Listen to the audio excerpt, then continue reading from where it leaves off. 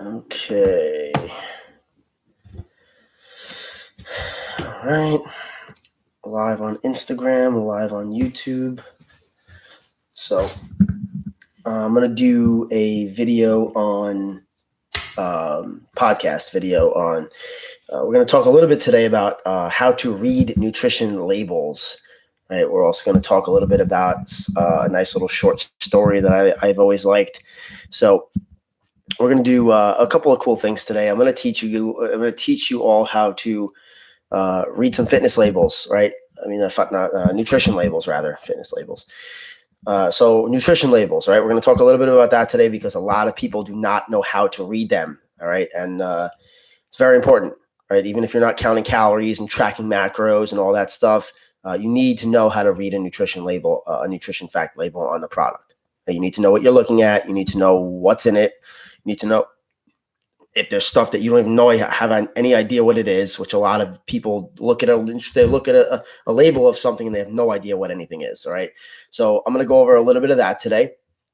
And then got a couple of examples here for food. So, and then I'm going to tell you guys a little short story, one of my favorites.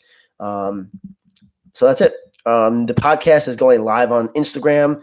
Obviously, it does not stay on Instagram, so it will disappear after 24 hours, but that just gives everybody a chance to join in on the live podcast. So where it will stay and publish is YouTube.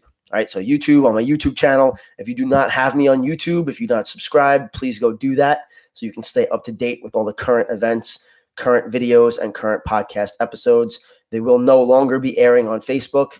I deleted my Facebook. So Instagram gets it for 24 hours, just at a chance for me to interact with people, and YouTube gets it live as well, but it does stay on YouTube for future. So hope everybody had a great week. I hope everybody's doing all right. I hope everybody's staying healthy, staying sane. And that's it. It's going to be another good weekend. Hopefully everyone can get out and do something. Even if it's for simply going for a walk, all right?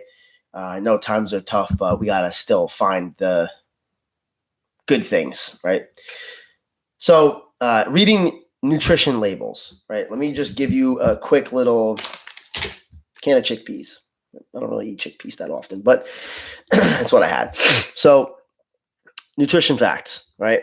We're going to read this label. Most people have zero idea how to read this label, and people who pretend to know how to read this label don't know what they're looking at, right?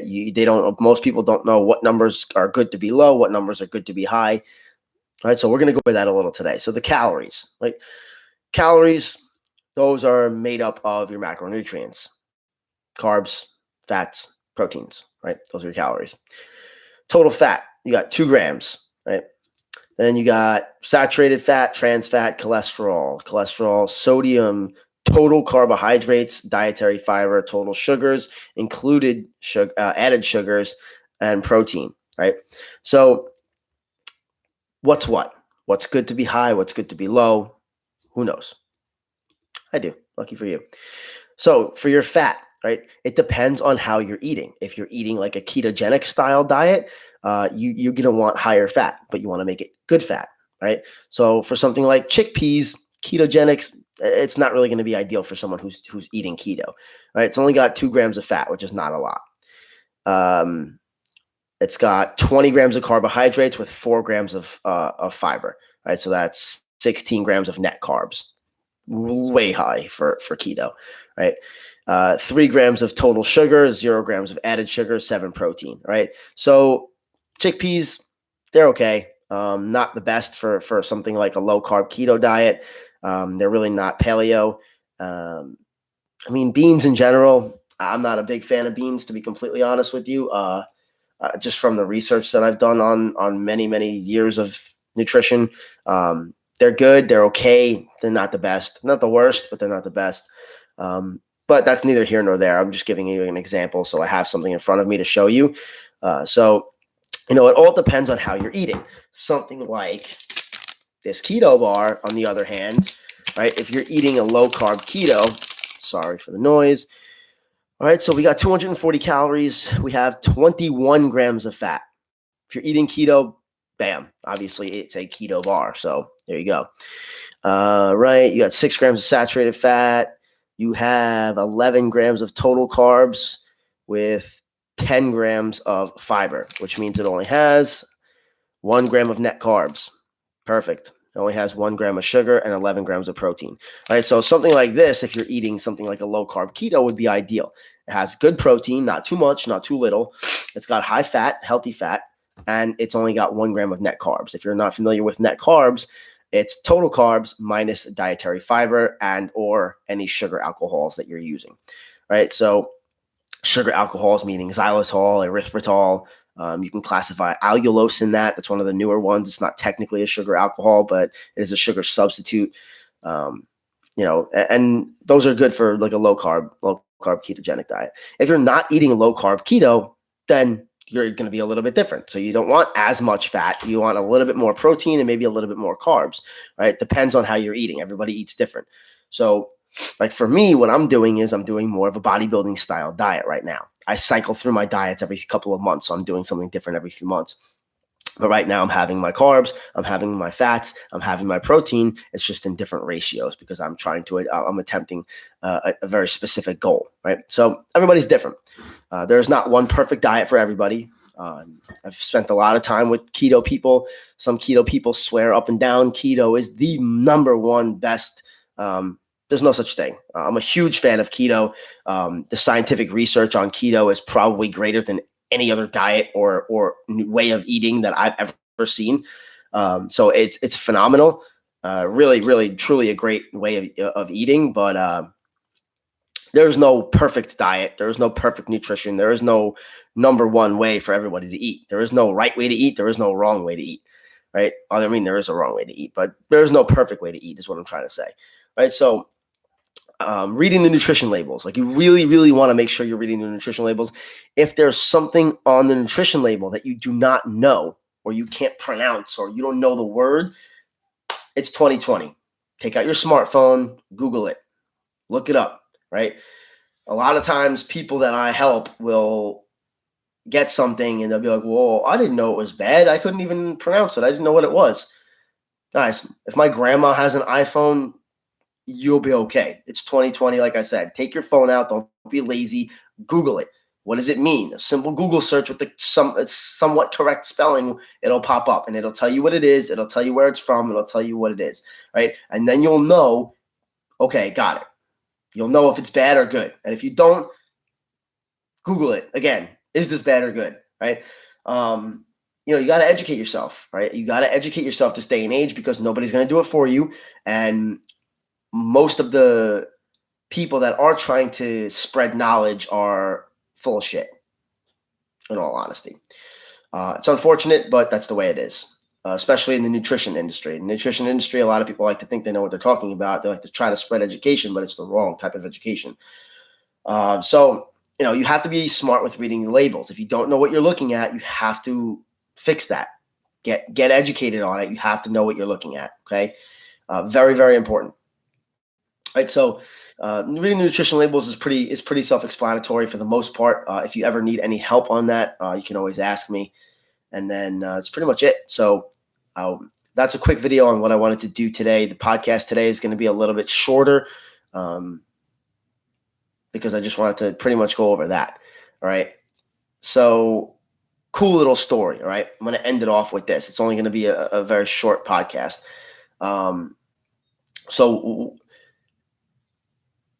Story of, I posted it on my Instagram the other day. I'm going to post it on the Instagram of my podcast too.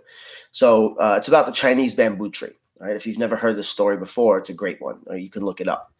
So the Chinese bamboo tree goes like this. This is the story. Grows like any other tree, unlike any other tree in the world. Okay. You have to nurture it. You have to make sure it gets enough sunlight. You have to make sure the soil is good. You have to make sure you water it. Now, normally plants, after a little while, they'll start to sprout. You'll start to see some progress, right? I'm not much of a gardener or a green thumb, but that's usually how planting works.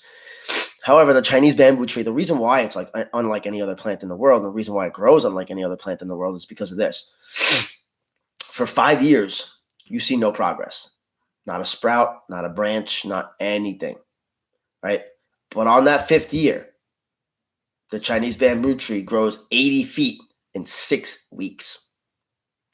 Now, was there nothing happening and it just magically sprouted up 80 feet in 6 weeks? No. What was happening was the Chinese bamboo tree was planting its roots deep into the ground, right? If it doesn't do that, you can imagine what would happen if 80 feet of bamboo shoots up in 6 weeks. It's going to topple over, right? It needs to plant its foundation first, its strong roots to hold that progress. So think about it like this now. If you're attempting something, right? If you're trying to get after something and you see no visual progress, no achievements, no anything like that, no growth, does that mean that nothing's happening? Not necessarily, right? If you're putting in the work and you're really grinding and you're getting after it, but you see nothing happening, I mean, you got to think of it like the Chinese bamboo tree. For 5 years, you see no progress, but underground where no one can see it, it was doing all its hard work for 5 years, busting its ass, getting after it, planting its foundation. Now you need a strong foundation to make the progress of 80 feet in 6 weeks type of thing, okay? You need that strong foundation. Right? If you're trying to achieve a goal and you don't have a strong foundation to support that goal, what do you think is going to happen to the goal? It's going to collapse, right? Most likely. So what I want to share and get across to you is, if you're really trying to work towards something and you see no progress or achievements or growth, I want you to remember that as long as you're doing the right things towards that goal, that's not nothing happening. Just because you don't see progress happening doesn't mean nothing's happening, right? Trust in the process. You see, you're building your foundation. You're building your roots, right? You too will grow just like the bamboo tree did, right? But you have to put that work in to get that solid foundation first. Otherwise, nothing else is going to work. Okay. So every time you get discouraged and you think nothing is happening, there's no progress being made, think about this story of the Chinese bamboo tree and relate your life to it. Okay. And once you do connect the two, it really does make a lot of sense, right? It's not going to make sense until you connect it to your own life, right? And that's what you need to do. Because when I work towards something and I don't see any progress, instead of getting discouraged, I simply think, okay, you know what? I'm building my foundation. I'm building my roots. Then one day I'm going to grow just like the tree did. Okay. So that's what I want you to remember, especially next time that you get frustrated or discouraged. Okay. And, playing off of that, that's the end of the story. This is just me free talking. I want to stress this too. Okay. Don't make your decisions in life based off of what other people think and other people's opinions. All right. I know a lot of people that do things based off of what other people are going to think of them. Oh, is this person going to like this? Is this person going to think this is a good idea? If you want to do something, I'm going to tell you right now, I'm going to have people argue with me up and down. I'm going to have people swearing. Oh, this is not, this is I don't give a shit. All right. Tell me whatever excuse you want. That's your life. What I want to share to the people who are open-minded and listen to my podcast and my videos is this. Do your thing. This is your life. At the end of your life, is that person's opinion going to matter to you? If not, why does it matter right now? Right? People are going to think you're going to fail. People are going to always tell you you're not ready. You have more to learn. You're not going to get it. You're going to fail. You just don't understand yet. Okay, if you want something, go do it. Because I'm telling you right now, there is no perfect time to do something. There's not. It doesn't exist, right? If you have something in your head that you want to do and you're in your heart that you want to do, get it done. Just do it. Think about it like this. What do you have to lose? You try to open a business and it fails. Are you dead? Did you die? Did you kill somebody else? No. Right? You can always get back on your feet. It's not going to be easy. It's always going to be a struggle, but you can get back on your feet and you can fix things, right? I would rather open 6 businesses and have them fail and try and have the 7th one be successful and booming than sit here and wonder what happens if I had tried. No. I'd rather go broke trying than look back on my life when I'm old and be filled with regret and say, what if? No, that's not how I want to live my life. And I bet that's not how you want to live your life. Okay. If you want to do something, do it. Okay? It doesn't have to be something as crazy as opening a business. It doesn't have to be whatever you want to do. Get after it. Do it. Right? I can't stress it enough. Forget what everybody else thinks. This is your decision, your life to do.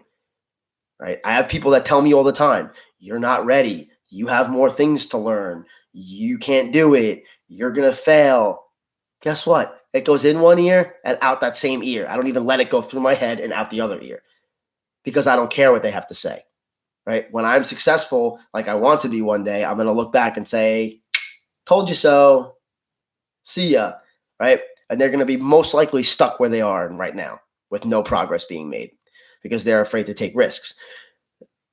You don't want to be that person afraid to take risks, right? People who are like that will do anything to drag you down with them rather than push you off and let you succeed and help you with it, right? So keep that in mind, guys. Keep that in mind. Don't make your decisions in your life based off of the opinion of somebody else, right? That's what I want to end it off with, right? I'm ending it off on a strong note because too many people do that, and it's sad. It makes me sad to see, right? Do your thing. Don't worry about what everybody else has to say. Don't worry about other people's opinions because that's going to hold you back like quicksand and it's going to keep you in, right? Where you can leave, right? You have you have an open door. That stuff that I just said is going to shut the door and lock it. And you're not going to be able to get out of where you're at right now, right? So keep that in mind next time. And that's the podcast. Quick little podcast, short little podcast. I don't have time to do a super long podcast today, but it's all good. So if you do not follow me on Instagram, follow me on Instagram, Positive Vibes Podcast. If you do not have me on YouTube, Mike Aragoncillo on YouTube, simply click the link in my bio for episode 4, which is this one right now, and subscribe. All right, hit that subscribe button, turn on notifications, and you'll get notified every time there's a new video or a new podcast. Right. And that's pretty much it. So Instagram, you got it live, but it's only going to stay for 24 hours. So you got to follow me on YouTube anyway. And that's the podcast for tonight. Thank you guys for tuning in. Thank you guys for your support. Make sure you're following my podcast and subscribing to my YouTube channel. That's the real support. I can't grow this podcast to be successful. I can't keep doing this podcast for you if there's no support or people actually liking everything and following and stuff like that, right? That's kind of how it works. So I'm going to keep doing these videos for you. You support me in that way, and we'll have a great relationship together. See you next week.